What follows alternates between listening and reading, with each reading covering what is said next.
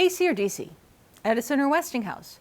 A look at the real battle of technology behind the movie The Current War and how that fight affects our current war over fossil fuel. Up next on Science Goes to the Movies.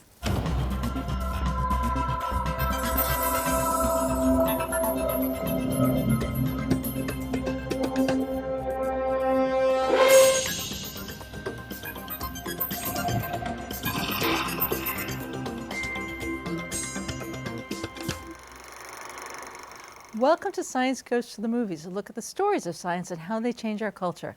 I'm Lisa Beth Kovetz. Today we're looking at the current war, and we've got the electric company in the house. Damian Sciano is Director of Distributed Resource Integration at Edison, where he oversees the company's evolving plans to integrate renewable energy into the traditional electric distribution business. Welcome to the show. Thank you, Lisa Beth. I'm really charged up to be here and talk about this very exciting topic. As you know, not only was the big revolution between Edison and Tesla, but nowadays electricity is just as important. We're trying to make it greener, more reliable for our customers. So it's a very exciting business to be in now, and it's a very exciting business to talk about its origins. The war in the current war is the battle of Thomas Alva Edison's DC current versus George Westinghouse and Nikola Tesla's AC current. So let's start with the basics. What's the difference between AC and DC current? Sure. Let me start with direct current because I think it's a little bit easier to explain. Basically, when you turn on the light switch and you're getting DC current, you go from, say, 0 volts to 100 volts, and you get a steady 100 volts of DC. And the current, maybe 1 amp, you get a steady 1 amp of current. And, quite frankly, I think a better name might have almost been, steady current, because that's what it is. It's just a direct line. Alternating current, as the name implies, alternates between positive and negative values. So when you turn on the switch, you're starting out at 0 volts. You're going up to, say, 140 volts in the example I gave in a comparable example to direct current, down to negative 140 volts, back up to 140, et cetera, and so on, 60 times a second to produce the same amount of electricity as that direct current does. Why is that better? It's actually easier to generate AC electricity than it is to generate DC electricity, as counterintuitive as that is. So let's talk about how electricity is made, because electricity is not pulled down from the heavens with a key and a kite string. It's manufactured with magnets based on the interaction of coiled copper wires spinning inside an electromagnetic shaft. So how different is that process from, say, shuffling across a shag carpet in fuzzy slippers? Great question. Basically, there's no magnet involved when you're shuffling across a shaggy carpet. What you're doing is you're simply producing a charge on yourself, which is called static electricity. And then as we all know, when you find a sibling to go shock, you touch them and you discharge that charge that you built up. But there's no magnet involved in that, like there would be with current, what's called current electricity and the generation of power. So this magnet spins around the copper coil. Mm-hmm.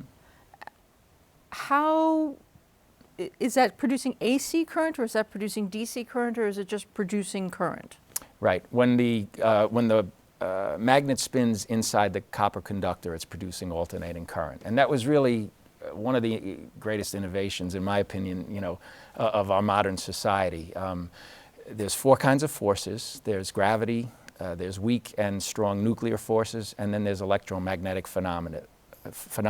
And as the name implies, there's this interplay between magnets and electricity that Michael Faraday kind of discovered in the 1800s and really kind of exploited by realizing that as long as you spin that magnet inside of a conductor, you're going to get electricity. Pretty much any way that you can spin that magnet is going to produce the AC power for you. So you could get a hamster spinning around and a squirrel, running around in his little cage, or more practically, and certainly at the beginning of the whole electrical revolution, maybe you'd have a hydro dam spinning basically a pinwheel that's attached to a magnet. Very quickly, it became easier to burn a fossil fuel and make steam that would turn that spin wheel. And because hydro resources don't exist everywhere, that was much, much easier, and that's certainly what we've seen proliferate. Nuclear power can also be used to make that steam. And even some of the newer and more exciting renewables like wind power are used, and they essentially do the same thing. They spin this magnet. Do they spin the magnet, or do they create the steam that spins the magnet? Right. Well, the wind turbine itself spins the magnet. So in that case, simply the wind blowing across the blades that are designed and tilted and adjusted just to optimize that wind speed, get the turbine to spin, and that turbine essentially spins a magnet. And what about DC current? How do you make DC current? Right. DC current is actually a lot harder to make. And the irony even of the movie is that the DC power that Edison made came from AC. He was spinning a magnet, and then he was doing what's called inverting the AC, and he was kind of creating this funky looking wave that had the effect of being DC. Back in Edison's time, I think the only way you could really make pure DC power is to build a battery and take advantage of the potential difference between two chemicals, and that would kind of force an electron through the conductor, and that's how you'd get your DC electricity. But as soon as that potential dissipates, that's the end of your DC power, and it's very costly and expensive and difficult to do that on a large scale. And it doesn't travel. We learned from the movie that DC doesn't travel very far. Right, and then you've made all that effort to generate the DC power, and then you can't transmit it very far at all. That's correct. So for all those reasons, even to get DC power back then, you had to make AC power. What's kind of cool today is, the solar photovoltaics in particular actually do produce DC power. And then ironically, we have to have an inverter to invert it back and put it onto the AC system. So, it's a very interesting twist, and certainly an interesting time to, be around and see where the next level of things goes. And then that power is much more applicable, that DC power is much more applicable for use with computers and things like that.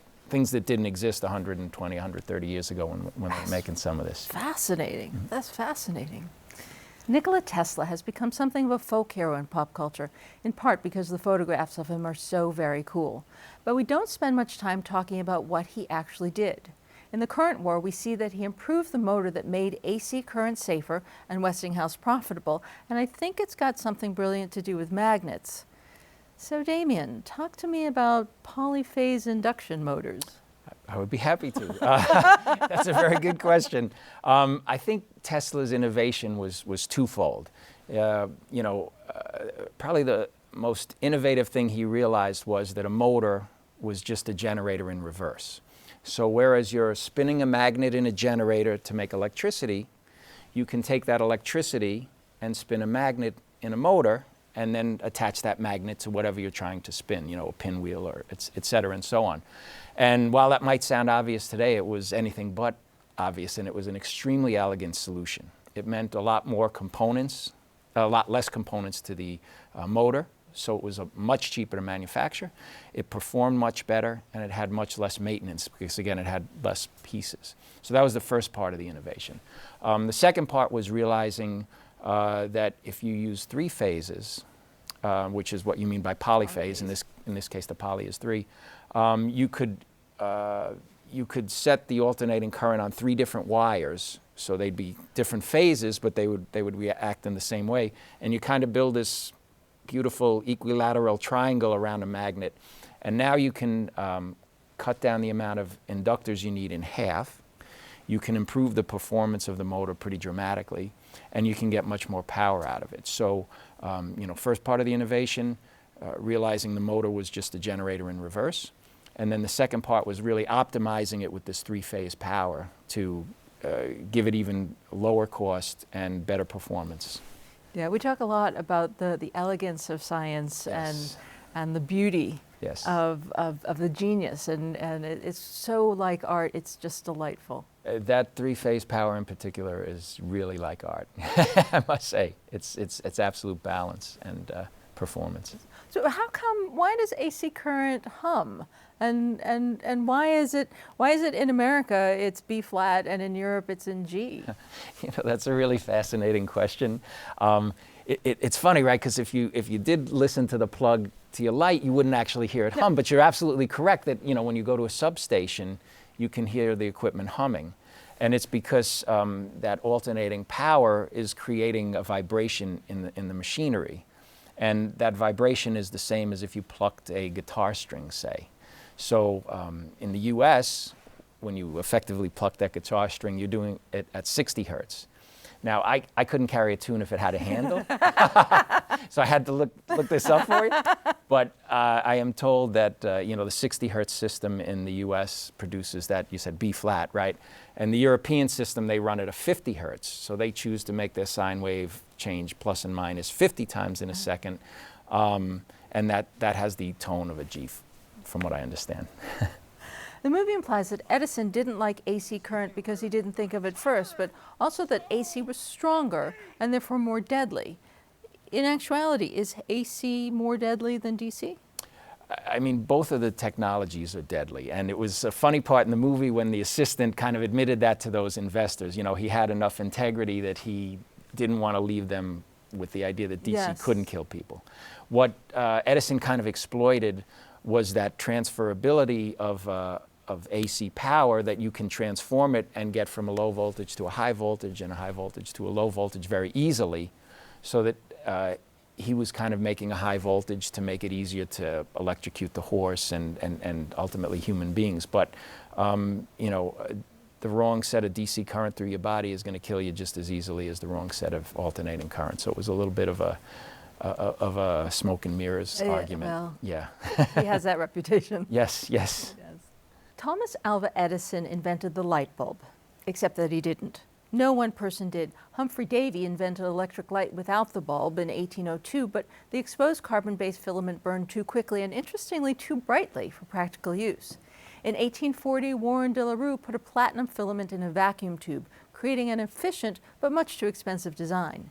In 1850, Joseph Wilson Swan was the first to put the light into the bulb, and in 1874, Henry Woodward and Matthew Evans filed for the first patent for an electric lamp made of glass cylinders filled with nitrogen and carbon rods. In 1878, Woodward and Evans sold that patent to Thomas Alva Edison, who continually improved on it until sometime in 1879, when Edison and his team lighted upon carbonized bamboo. The filament extended the life of a light bulb over 1,200 hours, or about 50 days, and so, passing through the hands of many scientists, the light bulb was born. So, how much time do you think had to pass between the invention of the electric light and the beginning of the change a light bulb joke? Well, I am sure it was actually very little time, and if you tell me that it took 50 days for that first light bulb to burn out, I suspect it was 50 days. In fact, I even wonder if there was a little period of time where the candle makers were picking on the light bulb changes.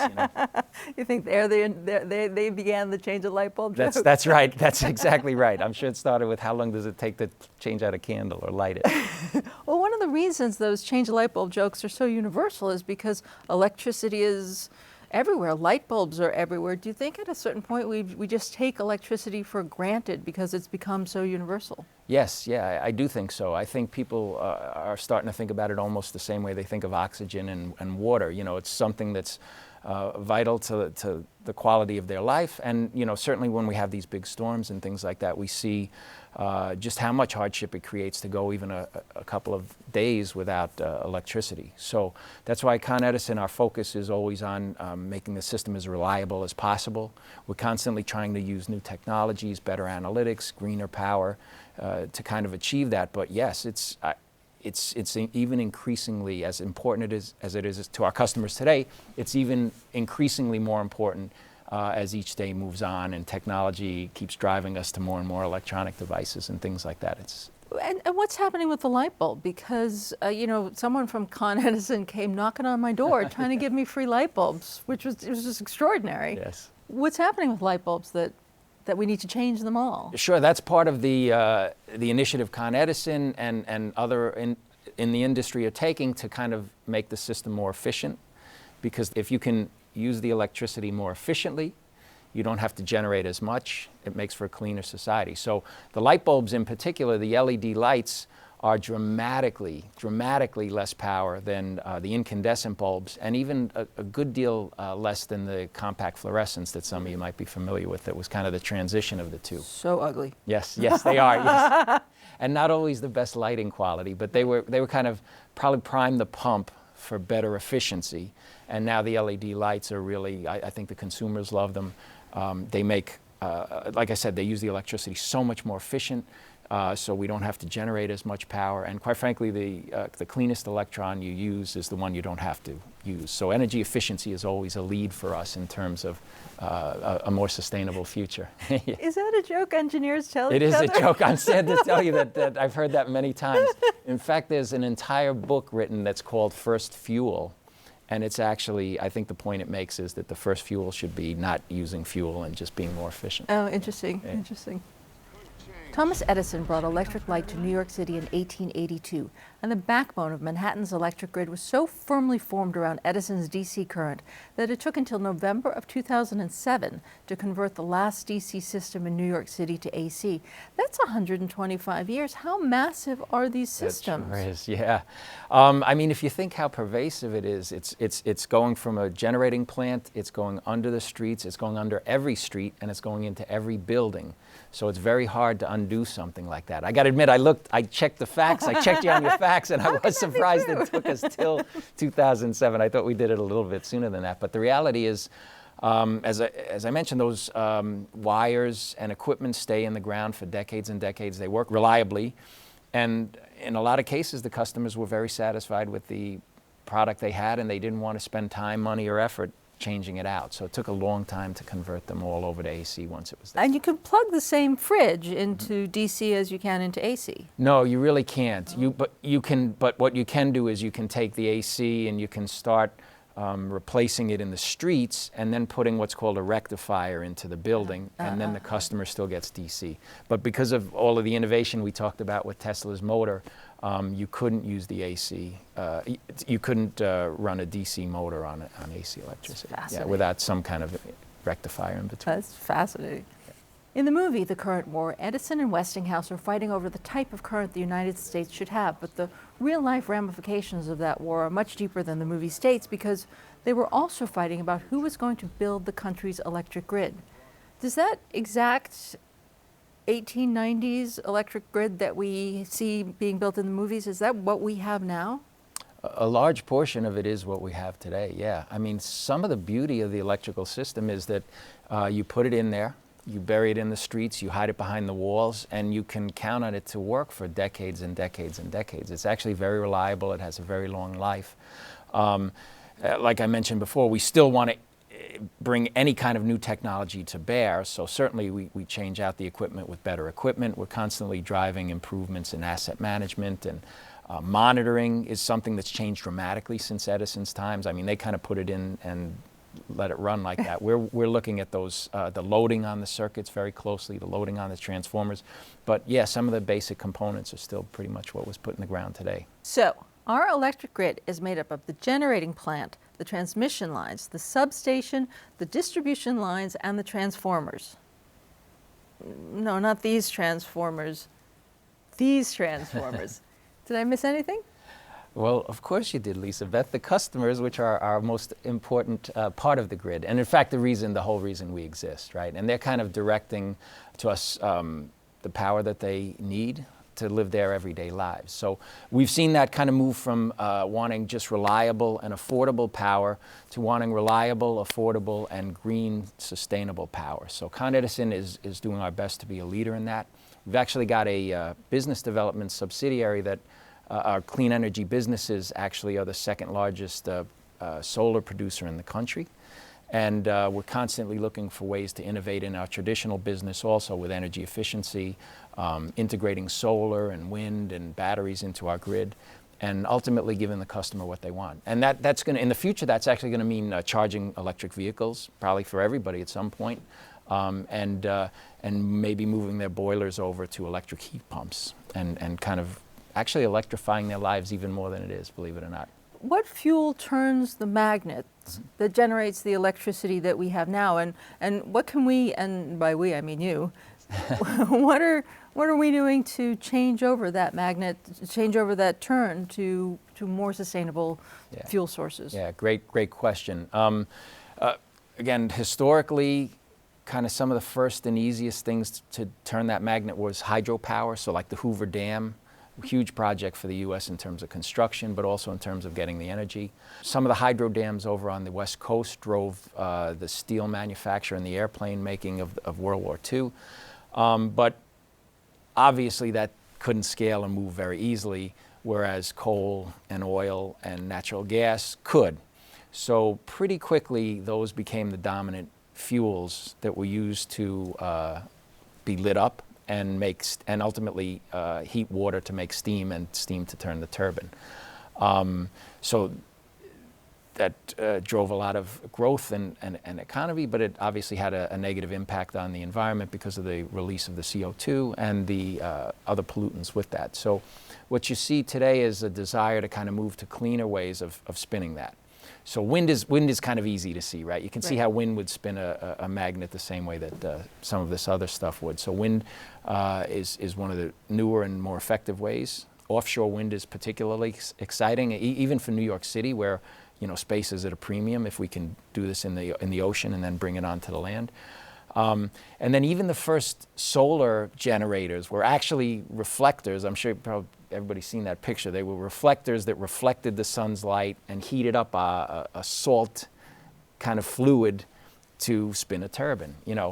So basic. It's so basic. It's so basic. And then the innovation came with photovoltaics and where now it's kind of just taking the sunlight and just passively producing direct current electricity. And as I mentioned, the irony is we got to now convert that DC to AC to make it go through the rest of the grid. But those two technologies in particular are very exciting about kind of leading the green power revolution. And then one of the pieces you also are going to need with that is you're going to need more energy storage, because obviously the sun doesn't shine all the time and the wind doesn't blow all the time. So kind of got those pieces going. But as long as we can spin the magnets. Yes. Or in the case of photovoltaics, move an electron through a conductor, or move an electron like a direct current.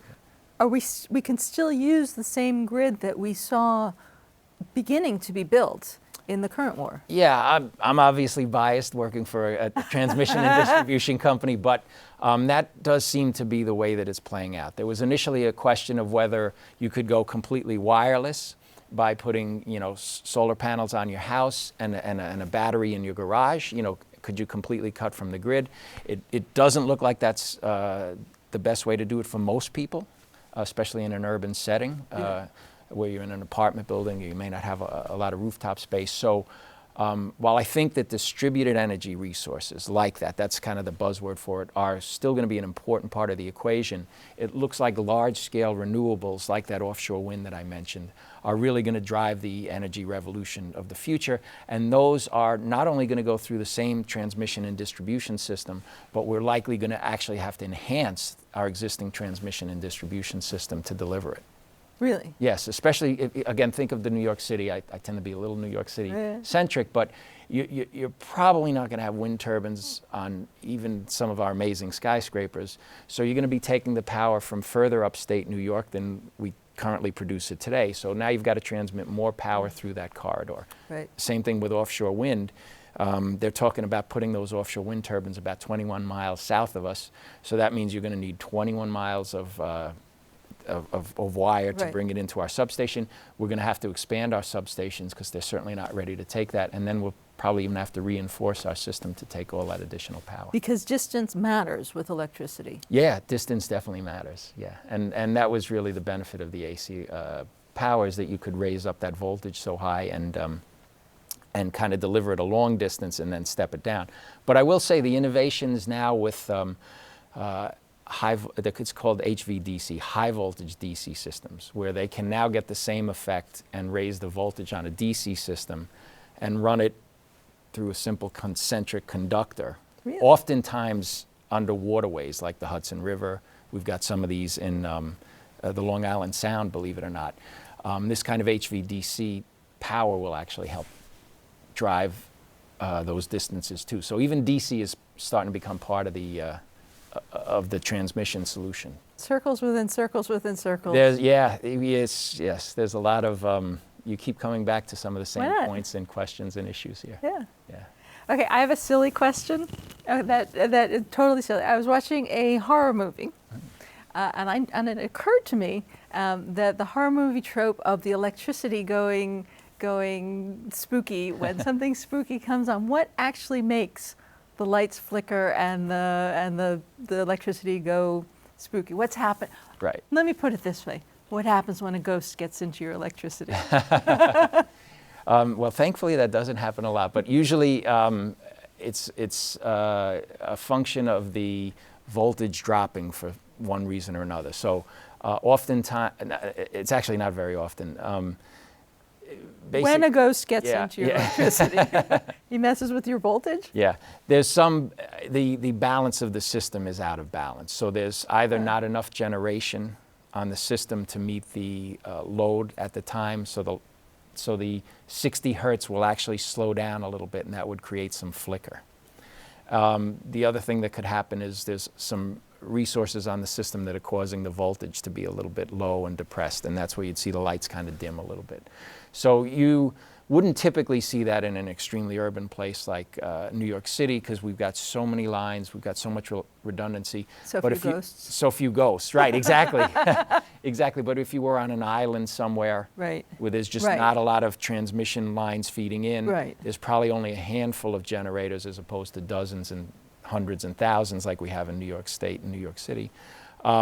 That's where you'd more frequently see that kind of ghost effect and lights kind of flickering and going down. So on the creative side of somebody looking for an idea, it's really not so off the wall that if I know we're talking supernatural and silly, but if that silly supernatural haunting came in, he would suck the electricity out of your thing. Yes. Go screenwriters. Right, exactly.